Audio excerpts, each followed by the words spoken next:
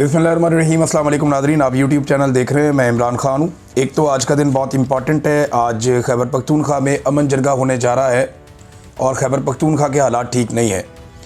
एक SHO जिसे अगवा किया गया था उसे कत्ल कर दिया गया है।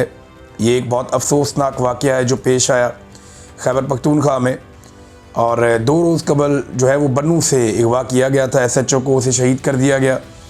इसके अलावा एक मुबैना तौर पे अटैक हुआ है वाना में कैडेट कॉलेज पे। वहाँ पे कोई जानी नुकसान नहीं हुआ, कोई ज़ख्मी नहीं हुआ और इतला के मुताबिक तमाम दहशतगर्दों को कत्ल कर दिया गया है। मैंने उसके मनाज़िर देखे हैं।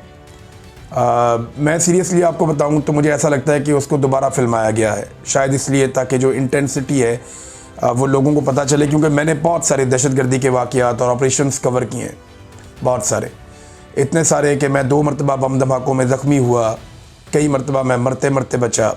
मैं ख़ुद कैमरा लेकर अपने हाथ में कैमरा पकड़ के मैं कवरेज करता रहा हूँ। हम प्रोफेशनल लोग हैं, हम जानते हैं, सारी ज़िंदगी हमने ये काम किया है। मेरा तकरीबन 20 साल का एक्सपीरियंस है इसी जर्नलिज़म में। तो बहुत सारे ऑपरेशंस मैंने कवर किए हैं।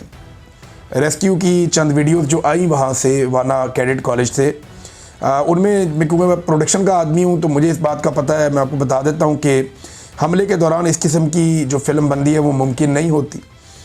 जिस तरह के मनाजिर हैं बच्चों को रेस्क्यू करने के, ये वाक़े के बाद किसी ड्रिल के तो हो सकते हैं, लेकिन ये उस वाक़े के दौरान के नहीं हो सकते। मैं ये नहीं कह रहा कि वाक़या नहीं हुआ, लेकिन मैं ये कह रहा हूँ कि हो सकता है कि ये जो मनाजिर हैं ये बाद में फिल्माए गए हों या ये उससे मुत्तसल किसी और इलाके के हों, क्योंकि बहुत ही स्टैटिक थे। कैमरामैन ख़ुद किस मुकाम पर खड़ा है, एक बहुत बड़ा सवाल था, बहुत अजीब लग रहा था।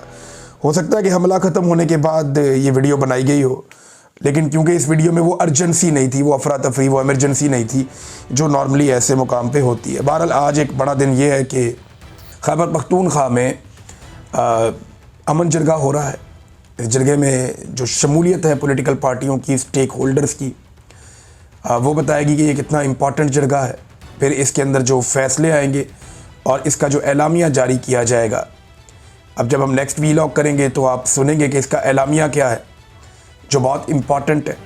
वो एलामिया मैं आपके साथ शेयर करूंगा और वो एक रुख का तयन करेगा कि खैबर पख्तूनख्वा की हुकूमत वफाक के साथ मिलकर इस दहशतगर्दी से कैसे निमटना चाहती है या निमटने का रास्ता क्या है। ये इशू तो बन गया। लेकिन गुज़िश्ता रात मैं एक अजीब चीज़ आपको बताता हूँ। मुझे बड़ा अफसोस हुआ देख कर कि जश्न का समा था, जश्न चल रहा था, सेलिब्रेशन हो रही थी 27वीं आइनी तरमीम की। सरदारी साहब ने तमाम जो जमातें हैं इत्तेहादी, उन्हें बुलाया हुआ था, इशाइया हो रहा था, दावत हो रही थी, जश्न हो रहा था। वज़ीर आज़म वाज़ देयर और सदर भी वहाँ थे, बाकी लोगों को भी बुलाया गया था। तो किस बात का ये लोग जश्न मना रहे थे? यानी कल का दिन इतना अफसोसनाक था कि एक तो वाना में हमले की बड़ी खौफनाक कोशिश हुई, इस्लामाबाद में खौफनाक धमाका हुआ जिसमें 30 के करीब लोग ज़ख्मी और 12 अफराद जाँ बहक हो गए। अब दिल्ली के अंदर 8 लोग मारे जाते हैं तो पूरे मुल्क में ऐसा लगता है सन्नाटा है। उनका मीडिया सिर्फ इसी पे बात कर रहा है और पूरी हुकूमत इसी पे बात कर रही है। प्राइम मिनिस्टर से लेके नीचे तक सब इसके ऊपर जुड़े हुए हैं और वो उसको एक ऐसे वाक़े के तौर पे ले रहे हैं जिसने पूरे इंडिया को हिला कर रख दिया। 1.5 अरब का लगभग वो मुल्क होने वाला है और वहाँ पे 8 लोगों की मरने पे इतना वबीला मचता है धमाके के बाद। पाकिस्तान में हमारे कैपिटल के अंदर 12 लोग जो हैं वो जाँ बहक हो जाते हैं, शहीद हो जाते हैं और उसी रात वहाँ पे एक इशाइया किया जाता है। इरफान सिद्दीकी साहब का इंतकाल हुआ। PMLN को कम से कम ये तो कहना चाहिए था कि इरफान सिद्दीकी साहब के लिए रुक जाइए, अभी हम सोग में, हम एक आधे दिन के बाद या 2 दिन के बाद ये कर लेंगे, लेकिन ऐसा नहीं हुआ। कुछ लोगों ने ये भी आवाज़ उठाई कि खैबर पख्तूनख्वा के वज़ीर आला ने कहीं क्रिकेट खेली है जाकर, उन्हें वो नहीं खेलनी चाहिए थी जब दहशतगर्दी हो रही थी। तो ये अब दूसरी तरफ से लोग ये बात कर रहे हैं।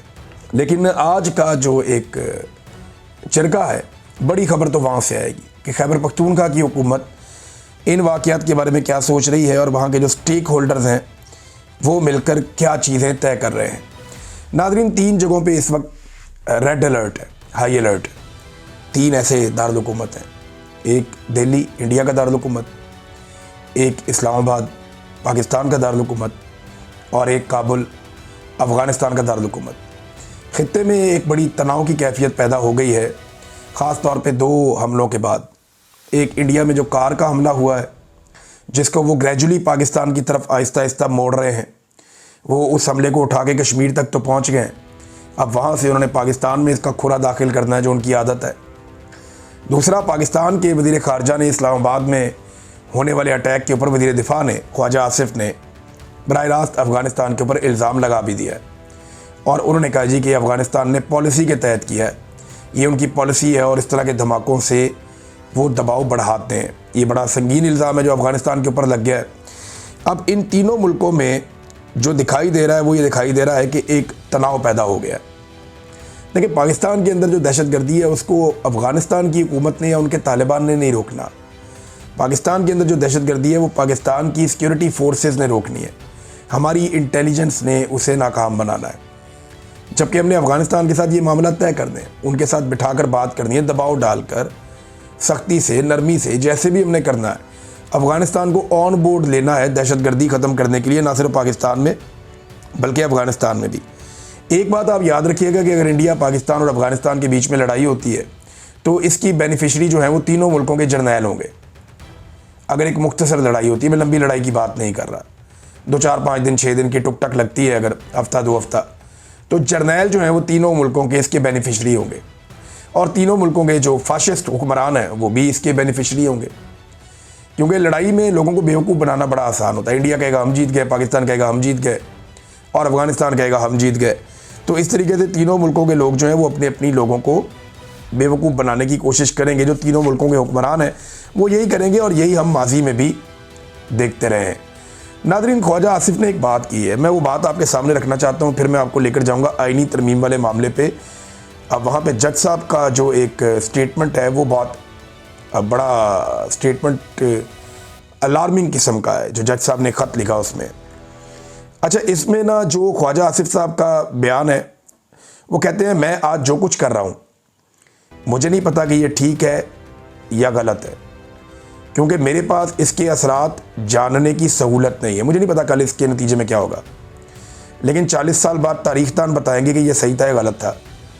जनरल ज़िया ने आज से 40 साल पहले जो कुछ किया वो गलत था, मैं उस पर तनकीद भी करता हूँ। आज मेरे वालिद उसकी काबीना का हिस्सा थे, लेकिन उनके पास भी सहूलत मैसर नहीं थी, इसलिए उन्हें पता नहीं था कि वो गलत कर रहे हैं या ठीक कर रहे हैं। तो ख्वाजा आसिफ साहब, ये ना आजकल के दौर में स्कूल के, यूनिवर्सिटी के, कॉलेज के बच्चे को पता होता है कि सही क्या और गलत क्या है।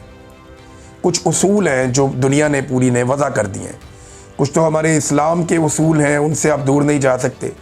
इंसानी अखलाकी उसूल हैं, उनसे आप नहीं दूर हट सकते, जो आप लोगों ने छोड़ दिए। अब तक के लिए इतना ही। अपना ख्याल रखिएगा, अपने इस चैनल का भी। अल्लाह हाफ़िज़।